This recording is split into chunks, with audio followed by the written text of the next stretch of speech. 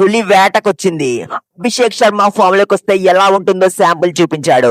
ముందు మ్యాచ్ లో ఫెయిల్ అయినప్పటికీ ఈ మ్యాచ్ లో తన జోరు ఏ మాత్రం తగ్గలేదు. 26 బాల్స్ లో హాఫ్ సెంచరీ కొట్టాడు విత్ 192 స్ట్రైక్ రేట్. ఇది తన సెకండ్ స్లోయెస్ట్ హాఫ్ సెంచరీగా ఉంది. ఆల్మోస్ట్ 200 స్ట్రైక్ రేట్ తో 50 కొట్టిన సెకండ్ స్లోయెస్ట్ అంటేనే అర్థమవుతుంది తను ఇంతకు ముందు ఎంత హార్డ్ హిట్టింగ్ చేసేవాడో. అభిషేక్ కి ఇషాన్ కి మధ్య 72 రన్స్ పార్ట్నర్షిప్ వచ్చింది అండ్ టీమిండియా 20 ఓవర్స్ లో ఏకంగా 256 రన్స్ స్కోర్ చేసింది. సో ఈ వీడియోలో మనం చూద్దాం అభిషేక్ ఇషాన్ గురించి. చేయాలి మొత్తం అందరూ సబ్స్క్రైబ్ చేయాలి. సబ్స్క్రైబ్ చేయమని నన్ను అడుగుతున్నాడు నేను సుధా వీడియో. టాస్ గెలిచిన టీమిండియా బ్యాటింగ్ ఎంచుకుంది. టీమ్ లో చేంజెస్ చూస్తే సుందర్ ప్లేస్ లో అక్షర్ వచ్చాడు అండ్ రింకు సింగ్ ప్లేస్ లో సంజు వచ్చాడు. బ్యాటింగ్ స్టార్ట్ చేసిన ఇండియా టీమ్ కి చాలా కాలం తర్వాత మంచి స్టార్ట్ వచ్చింది. సంజు సెకండ్ బాల్ 6 తో స్టార్ట్ చేశాడు అండ్ అభిషేక్ థర్డ్ ఓవర్ లో 2 4లు అండ్ ఒక 6 కొట్టాడు అండ్ ఆ ఓవర్ లో 23 రన్స్ వచ్చాయి. కానీ నెక్స్ట్ ఓవర్ లో సంజు అవుట్ అయ్యాడు. 5th ఓవర్ లో అభిషేక్ 4 and 6 కొట్టాడు.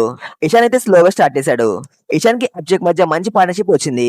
ఇదే క్రమంలో అభిషేక్ 26 బాల్స్ లో హాఫ్ సెంచరీ కంప్లీట్ చేశాడు విత్ 192 స్ట్రైక్ రేట్. 50 కొట్టాక అభిషేక్ కి ఆకలేసింది అండ్ 13th ఓవర్ లో అవుట్ అయిపోయాడు. తన 30 బాల్స్ లో 55 రన్స్ కొట్టేశాడు విత్ ఎంత 183 స్ట్రైక్ రేట్. అభిషేక్ కి ఇషాన్ కి మధ్య 42 బాల్స్ లో 72 రన్స్ పార్ట్నర్షిప్ వచ్చింది. ఇషాన్ కిషన్ అయితే 24 బాల్స్ లో 38 రన్స్ కొట్టేశాడు. ఇందులో 4 4లు అండ్ ఒక 6 ఉంది అండ్ తన స్ట్రైక్ రేట్ 158 గా ఉంది. లాస్ట్ లో హార్దిక్ పాండ్యా 23 బాల్స్ లో 50 runs and Tilak Varma 16 balls లో 44 రన్స్ కొట్టేసి మంచిగా ఫినిష్ చేశారు. తిలక్ వర్మ 50 కొట్టాలనుకుంటే హార్దిక్ కొట్టాడు. ఇది అన్ఎక్స్పెక్టెడ్ గైస్. దీంతో టీమిండియా 20 ఓవర్స్ లో 256 రన్స్ స్కోర్ చేసింది. తర్వాత జిమ్ ముంబై 20 ఓవర్స్ లో 184 రన్స్ మాత్రమే స్కోర్ చేసింది. ఏమో brain batter brain Bennett 59 balls లో 97 రన్స్ కొట్టేసి నాట్అవుట్ గా ఉన్నాడు. 3 రన్స్ లో సెంచరీ మిస్ అయ్యాడు. అండ్ అర్షదీప్ సింగ్ 4 ఓవర్స్ లో 24 రన్స్ ఇచ్చి 3 వికెట్స్ ఇచ్చాడు. మరి మీకు ఇషాన్ అండ్ అభిషేక్ పర్ఫార్మెన్స్ ఎలా అనిపించిందో కామెంట్ చేయండి.